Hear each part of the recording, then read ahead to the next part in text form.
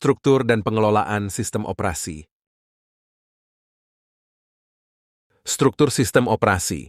Struktur sistem operasi mencakup cara sistem terorganisir dan berkomunikasi dengan komponen-komponennya. Beberapa struktur umum termasuk 1. Monolithic kernel, 2. Microkernel, 3. Layered architecture. Struktur dan manajemen sistem operasi dapat berbeda tergantung pada jenis sistem operasi yang digunakan, misalnya Windows, Linux, atau Mac OS, dan tujuan penggunaan sistem tersebut. Pengenalan sistem operasi. Pengelolaan sistem operasi mencakup sejumlah tugas dan kegiatan yang bertujuan untuk memastikan sistem operasi berjalan dengan efisien dan dapat memenuhi kebutuhan pengguna.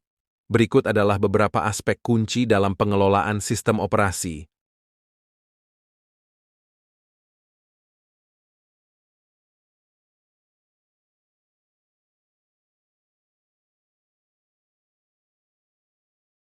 Manajemen memori. 1. Alokasi memori. Sistem operasi harus mengelola alokasi memori untuk program-program yang berjalan. Ini melibatkan pembagian dan pengelolaan ruang memori untuk setiap proses. 2. Pegging dan swapping. Beberapa sistem operasi menggunakan seperti pegging dan swapping untuk memori fisik dan virtual. Manajemen file. Manajemen file mencakup 1. Pembuatan, penghapusan, dan pemindahan file. Sistem operasi harus menyediakan mekanisme untuk membuat, menghapus, dan memindahkan file. Ini termasuk manajemen struktur direktori dan hak akses file.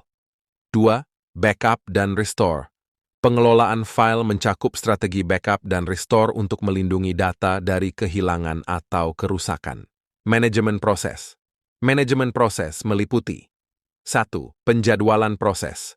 Pengelolaan proses melibatkan penjadwalan eksekusi proses agar berjalan secara efisien. 2.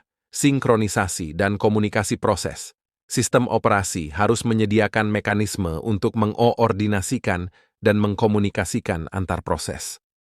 Manajemen jaringan meliputi 1. Konfigurasi jaringan. Sistem operasi dapat menyediakan alat untuk mengelola konfigurasi jaringan seperti pengaturan IP dan DNS.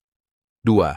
Keamanan jaringan. Perlindungan terhadap ancaman keamanan yang berasal dari jaringan seperti firewall dan enkripsi data.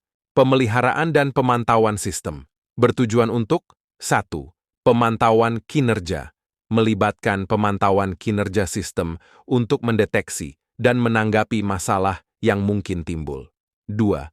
Pemeliharaan rutin, pemeliharaan sistem operasi seperti penerapan pembaruan keamanan dan perbaikan bug. Manajemen sumber daya bertujuan untuk 1. Manajemen CPU, termasuk penjadwalan CPU dan pengendalian akses ke CPU. 2. Manajemen energi, optimalisasi penggunaan daya untuk sistem komputasi yang lebih efisien.